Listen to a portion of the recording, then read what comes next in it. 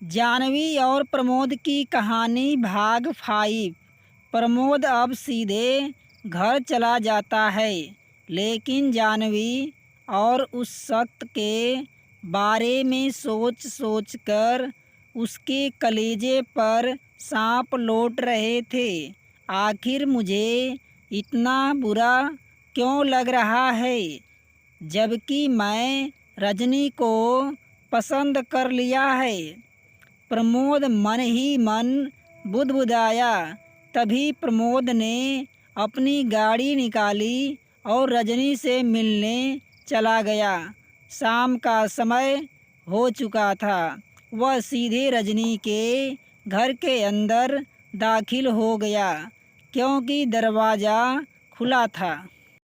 रजनी इधर घर में अकेली रहती थी। उसके माता पिता दूसरे शहर में रहते थे। प्रमोद सोच रहा था, मैंने आज रजनी का दिल तोड़ दिया है। जाते ही उसकी बाहों में भर लूँगा और माफ़ी भी मांग लूँगा। वह रजनी के कमरे में गया। वहाँ रजनी नहीं दिखी। उसने सारा घर छान मारा, लेकिन रजनी का कोई अता पता नहीं। तब प्रमोद फ़ोन निकालने लगा। तब उसको कुछ आवाज़ सी सुनाई दी। आवाज़ बाथरूम से आ रही थी। प्रमोद सीधे बाथरूम की तरफ लपका। रजनी को कुछ हो न गया हो। मन में अनेकों सवाल पैदा हो रहे थे, जिसका जवाब उसको बाथरूम से मिलने वाला था। पर यह क्या, बाथरूम में तो कोई दिखाई नहीं दिया। प्रमोद जाने ही वाला था कि उसने बाथरूम के अंदर साइड में ऐसा दृश्य देखा जिससे उसके होश ही उड़ गए। रजनी किसी लड़के के साथ वहाँ बाहों में बाहें डालकर खड़ी थी और वो उसकी बुरी तरह से किस कर रहा था। प्रमोद का गुस्सा 7वें आसमान पर पहुँच गया। रजनी, वह चिल्लाया। रजनी एकदम से उस लड़के की बाहों से दूर हट गई। यह सब क्या है? कौन है ये? लड़के ने एकदम से प्रमोद का गला पकड़ लिया और रजनी को देखकर बोला, कहो तो इसे अभी ठिकाने पर लगा दूं। रजनी हंसते हुए बोली, तुम्हारे लिए कौन सा यह बड़ी बात है? पहले भी 2 लोगों को ठिकाने लगाया ही है। प्रमोद के होश उड़ जाते हैं, जिसको वो अपनी जान से भी ज़्यादा चाहता था और जिसके लिए उसने अपनी पत्नी को भी छोड़ा था। आज वह दरिंदा बन उसके सामने खड़ी थी। प्रमोद से उसने पता नहीं कितना बार झूठ बोलकर पैसे ऐंठे थे। तब रजनी बोली, जो कुछ भी तुम पहन रहा है, सारा सामान यहीं रख दे, वरना तेरा अंजाम अच्छा नहीं होगा। प्रमोद ठगा सा रह गया। लूट तो वो पहले ही यह सब देख कर गया था। प्रमोद ने अपनी घड़ी, चैन, अंगूठी और पैसे सब वहाँ पर रख दिए। तब रजनी ने उससे कहा, अगर अपनी खैरियत चाहते हो तो चुपचाप अपने घर चला जा। प्रमोद चुपचाप वहाँ से निकल गया। घर जाकर प्रमोद को पूरी रात नींद नहीं आई। आखिर आती भी कैसे? उसको इतना बड़ा धोखा जो मिला था। जिसने प्यार किया उसने 1 मिनट में ही इतना बड़ा सजा दे दी। अब प्रमोद को रह रह कर जानवी की याद आ रही थी। वह सोच रहा था कि उसके साथ यह सही हुआ। उसने जैसे कर्म बोया वैसे ही काटा। आखिर जानवी को उसने तो भी धोखा ही दिया था। इस कश्मकश में कृतज्ञ मूढ़ निद्रा के आगोश में कब पहुंच गया उसको पता भी नहीं चला। सुबह प्रमोद उठा तो 10 बज गए थे।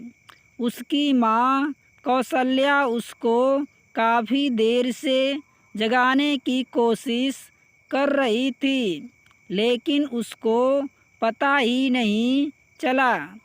आज नींद कुछ ज़्यादा ही थी, लेकिन नींद टूटने के बाद तुरंत उसकी आँखों में कल शाम वाले दृश्य घूमने लगे।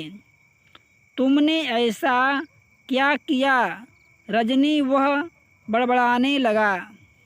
कौशल्या भी वहीं खड़ी थी तो पूछने लगी, क्या हुआ बेटा? तब प्रमोद की नज़र ऊपर उठी। उसकी आँखों में आंसू थे। उसने कौशल्या को रजनी के धोखे की पूरी कहानी सुनाई। कौशल्या भी अवाक रह गई। आखिर धोखे के बदले धोखा ही तो मिला है। हाँ, हमने जिंदगी भर धोखे ही दिया, पिताजी को, रोहित को और जानवी को। अब हमारे साथ जब धोखा हुआ तो हम इतने विचलित क्यों हैं? प्रमोद की आंखों में पश्चाताप के आंसू थे। रजनी से धोखा खाने के बाद प्रमोद को रह रह कर जानवी याद आ रही थी। कौशल्या भी कहीं ना कहीं किसी सोच में व्याकुल थी। एक दिन प्रमोद ने जानवी से मिलने का मन बनाया, लेकिन उसको ढूंढे कहाँ? पर जानवी का पता ठिकाना तो उसके पास नहीं था। अब जानवी को कहाँ पर खोजा जाए? क्या जानवी अपनी ज़िंदगी के आगे बढ़ गई है? नहीं नहीं, जानवी पतिव्रता स्त्री है, वह ऐसी नहीं कर सकती। और हमारा तलाक भी नहीं हुआ है, इसलिए मैं जानवी को लेकर आऊँगा। इधर जानवी रोहित के घर बिना किसी ख्वाब के आराम से रह रही थी। उसको कई बार प्रमोद की याद तो आ रही थी, लेकिन उसके लिए धोखे को याद करके वह चुप हो जाती थी। मुझे प्रमोद के बारे में नहीं सोचना चाहिए, वह बड़बड़ाने लगी। क्या बड़बड़ा रही हो या खुद से बात कर रही हो? रोहित पीछे से आकर टोक देता है। कुछ नहीं, कुछ नहीं, बस ऐसे ही, जानवी उत्तर देती है। रोहित जानवी के करीब आ जाता है और कहता है, जानवी चल कोई मूवी देखने चलेंगे? नहीं, मेरा मन नहीं है। मन बनाने में कितना वक्त लगेगा? जानवी नहीं रोहित, फिर भी लेकिन वेकिन किंतु परंतु कुछ भी नहीं। कल तुम जाओगी तो जाओगी। जानवी जाने के लिए हाँ कर देती है, किंतु उसके मन में आज संयोगों के अथाह तूफान मचे हुए थे। वह असमंजस में थी कि जिंदगी उससे क्या चाहती है। सवेरा होने के बाद जाह्नवी और रोहित फ्रेश होकर मार्केट जाते हैं। जाह्नवी के लिए रोहित सुंदर सी ड्रेस खरीदता है। जाह्नवी इनकार कर देती है, किंतु रोहित के बार बार कहने पर वह ले लेती है। रोहित ने मन में सोच रहा था कि आज मूवी के बाद वह अपने दिल की बात जाह्नवी को बता देगा। जाह्नवी भी रोहित के साथ बहुत खुश थी। इधर प्रमोद आज जाह्नवी को ढूंढने के इरादे से मार्केट में आया हुआ था। प्रमोद ने सोचा था कि जहाँ कहीं भी जाह्नवी मिलेगी उससे माफ़ी मांगकर घर वापस ले आएंगे। लेकिन दोपहर हो गई। प्रमोद को जाह्नवी कहीं नहीं मिली। वह थक हार कर पार्क में गया और एक पेड़ के नीचे बैठकर मुंह पर कपड़ा डालकर सो गया। मूवी देखने के बाद जाह्नवी रोहित के साथ पार्क में आ गई और जहां प्रमोद पड़ा था उसके ही कुछ पास आकर बैठ गई। जाह्नवी और रोहित बात कर रहे थे, तभी रोहित ने अपने दिल की बात जाह्नवी को बता दी। प्रमोद की आँख भी खुल चुकी थी, किंतु उसने यह नहीं देखा कि यह कौन है। शायद कोई प्रेमी अपनी प्रेमिका को प्यार का इजहार कर रहा था।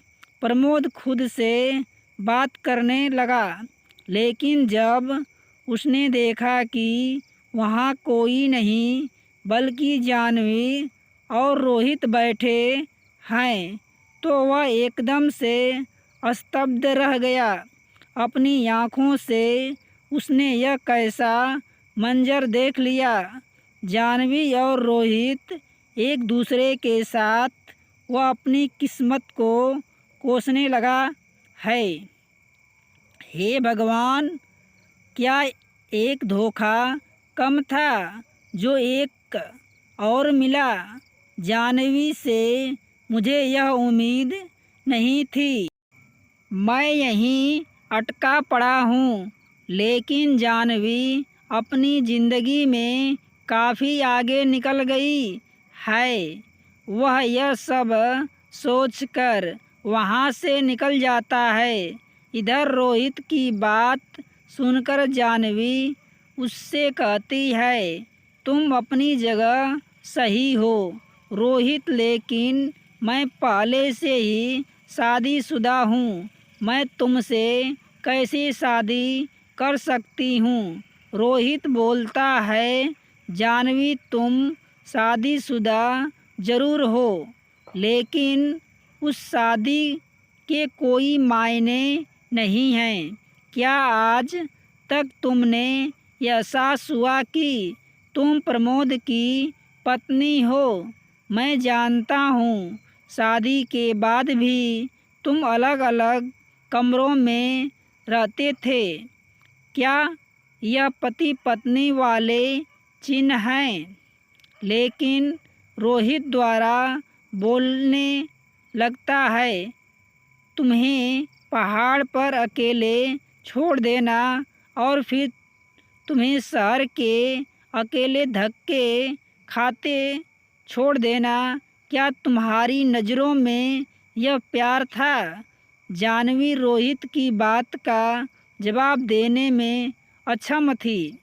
आखिर रोहित ठीक तो ही कह रहा था। प्रमोद किसी भी नज़रिए से प्यार के काबिल नहीं है और प्रमोद ने ही मुझे छोड़ा था, मैंने नहीं। अगर आज रोहित नहीं होता तो मैं दर दर की ठोकरें खा रही होती। अब जानवी असमंजस में थी। उस रोहित की बात मान लेनी चाहिए।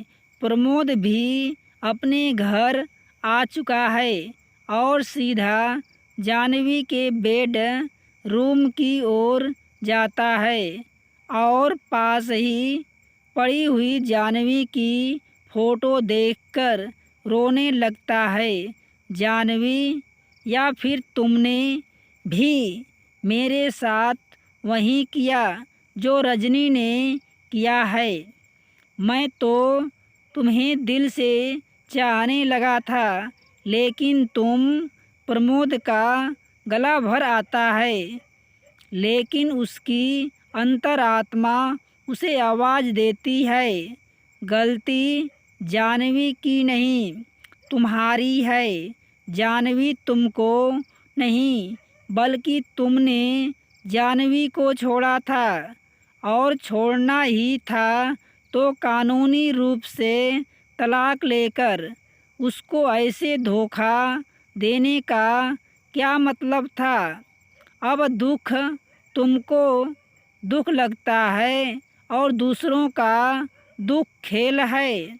सारी रात प्रमोद खुद से बात करता है और उसका जवाब उसे उसकी ही अंतरात्मा देती है रखती है। आखिर में सवालों और जवाबों की लगी होड़ के बीच वह नींद की आगोश में समा जाता है।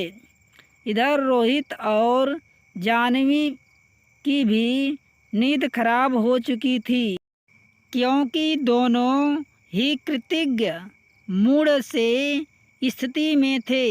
जानवी अभी भी प्रमोद से प्यार करती थी, क्योंकि पहले प्रेम को भूल पाना इतना आसान नहीं होता। उसका मन तो करता है कि प्रमोद के पास जाकर बात करे, क्योंकि उसको ऐसा लगता था कि प्रमोद की ज़रूर कोई ना कोई मजबूरी रही होगी, क्योंकि प्रमोद की आँखों में उसको प्रेम नज़र आने लगा था। इधर रोहित, जिसको जानवी बहुत आदर देती थी और वह जानवी को प्यार भी करता था, लेकिन जानवी और रोहित को मिले हुए अभी 2 महीने भी नहीं हुए थे, लेकिन वह पूरी तरह से रोहित को जानती ही नहीं थी, क्योंकि प्रमोद के चरित्र का दोहरापन भी उसको पहले ही पता लग गया था। जब वह उसको जंगल में मिला था, जानवी भी यही सोचते सोचते सो जाती है। सुबह हो जाती है। इधर प्रमोद आज पूरा मन बनाकर जानवी से मिलने का विचार करता है और रोहित की घर की ओर चला जाता है।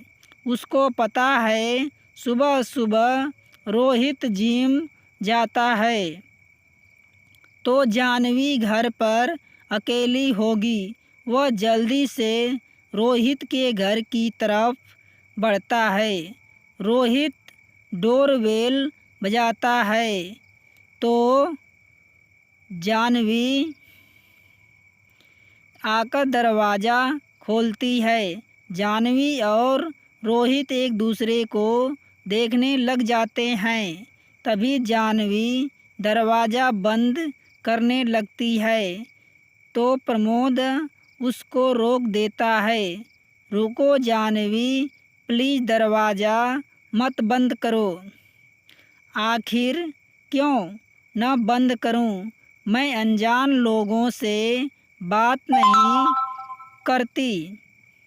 जानवी, तुम्हारा गुस्सा जायज़ है और मुझ पर गुस्सा करना तुम्हारा अधिकार भी है।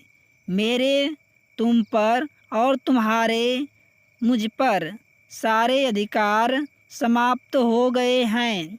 प्रमोद, अब कुछ शेष नहीं रहा। जानवी भी, तुम मेरी पत्नी हो और अभी हमारा तलाक भी नहीं हुआ है। वह तो तुम यह बताने के लिए आए थे कि हमारा अभी तलाक नहीं हुआ, तो ठीक है, हम अब तलाक भी लेते हैं। प्लीज़ जानवी, मेरी बात तो सुनो। मुझे न तुम्हारी कोई बात सुननी है, न तुम्हारी शक्ल देखनी है। मैं तुमसे नफ़रत करती हूँ। इतना कहकर जानवी दरवाज़ा बंद कर देती है। प्रमोद बाद दरवाजे पर खड़ा, उसकी आंखें भी छलकने लगी। लेकिन प्रमोद ने जब देखा कि रोहित चला आ रहा है तो वह दरवाज़ा फांदकर भाग जाता है। दोस्तों, कहानी अच्छी लगे तो लाइक, शेयर, सब्सक्राइब अवश्य करना।